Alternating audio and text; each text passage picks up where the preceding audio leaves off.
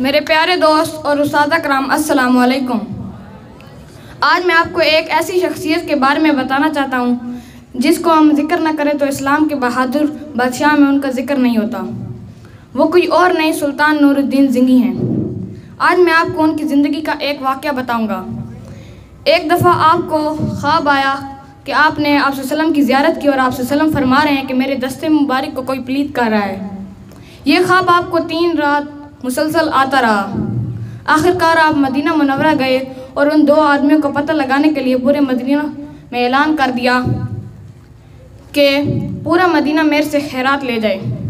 जब खैरात बांट दी गई तो आपने पूछा कि मदीना के कोई शख्स रह नहीं गया जिसे खैरात ना मिली हो।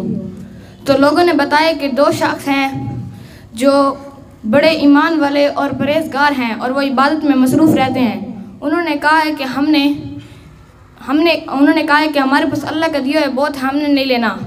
तो आप बड़े मुतासिर हुए उनसे और कहने लगे कि उनको मेरे पास हाजिर करो। जब वो हाजिर हुए तो आपने कहा कि तुम मेरे से इनाम ले जाओ, तो उन्होंने मना फरमाया। आपको उन पर शक हुआ और कहने लगे कि अब भी तुम झूठ बोलकर थक गए हो। तो वो दोनों उनको घबराहट होने लगी और फिर आपको शक हुआ और उनके घर का पता पूछा और उनके घर चले गए। आपने उनके घर की छानबीन की और चटाई को इधर किया तो उसके नीचे एक सुरंग थी। उसके नीचे आप देखा तो फरमाया कि अब भी कोई झूठ बोलना बाकी है। तो उन दोनों ने सच सच बोला कि हम दोनों ईसाई हैं और हमारे सरदार ने हमें आप सल्लम के दस्ते मुबारक को यहाँ पर लाने का हुक्म है, नाउज़ुबिल्लाह।